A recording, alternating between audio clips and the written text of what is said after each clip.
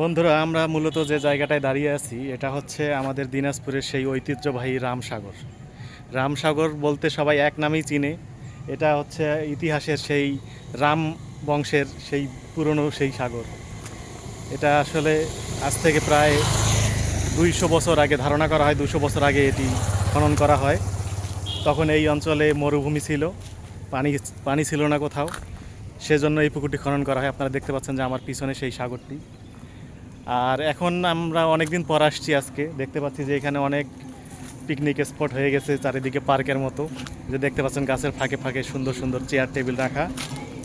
তো আমরা অনেক দিন পর আসলাম, প্রায় 15 বছর পর আমরা সেই রামসাগরে আসলাম।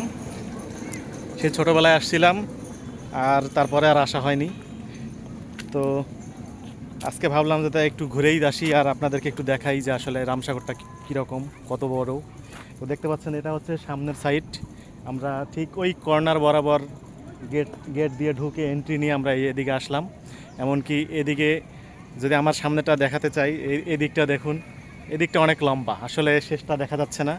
আমরা শেষ পর্যন্ত যাব, সেই পর্যন্ত আমাদের সাথে থাকুন। আর দেখতে পাচ্ছেন পানিটা বেশ পরিষ্কার।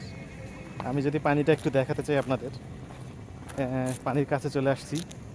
দেখেন পানিটা বেশ পরিষ্কার। ওই পাশে ঘাট আছে। তো এই রামসাগর আপনারা সবাই শুনে থাকবেন যে রামসাগর দিনাজপুরের একটা ঐতিহ্যবাহী স্থান। তো শুরুতেই বললাম যে রাম বংশের সেই রাজার আমলে এখানে দুর্ভিক্ষ এবং খরা দেখা দেয়, মহামারী দেখা দেয়। তো সেই খরার সময় রাজা রামপাল আর কি এই পুকুরটা খনন করেন, স্বপ্নে দেখেন যে, তো সেই সময় রাজা রামপাল এই পুকুরটা খনন করেছিল। তো সেই সময় পুকুর ছিল, কিন্তু আসলে তারপরে যখন দেখা গেল পুকুর খনন করার পর পানি উঠছিল না পুকুর থেকে, তখন সেটা আরও আকৃতি বড় করে খনন করা হলো, এমনকি এটাকে সাগর হিসেবে অভিহিত করা হলো। আর সেই রামপালের পুত্র, সে রামপাল স্বপ্নে দেখলেন তার পুত্র যদি এই সাগরের মাঝখানে নামে তাহলে সেখান থেকে পানি উত্তোলন হবে। আমরা আর কি গল্পে এমনকি এভাবেই সেই ইতিহাস পড়ে আসছি। তারপর থেকেই এখানে প্রচুর পানি, এই পানি কখনো শুকায় না। অনেক খরা এবং অনাবৃষ্টি হলেও এই পানি কখনো শুকায় না। আপনারা সকলেই জানেন হয়তোবা, যারা জানেন না তারা আমার কাছ থেকে এই ছোট্ট তথ্যটি নেন।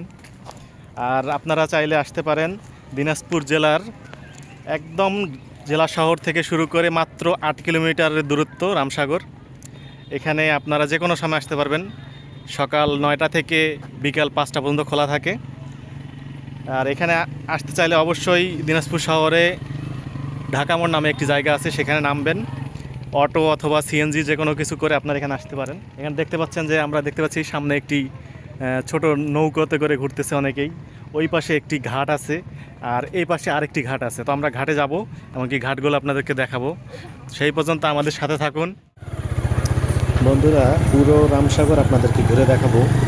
তো এখানে দেখতে পাচ্ছেন যে বেশ কিছু দোকান, এই দোকানগুলোতে নানা ধরনের খাবার পাওয়া যায়। এখানে যারা মূলত পর্যটক আসে তাদের জন্য এই খাবারগুলো। আর এই যে এখানে দেখতে পাচ্ছেন যে একটি ঘাট নতুন করে বানানো হয়েছে।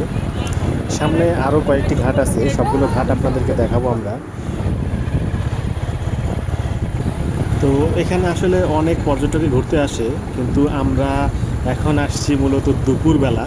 দুপুরবেলা তেমন লোকজন থাকে না, তারপরেও দেখতে পাচ্ছি যে বেশ লোকজন আছেই।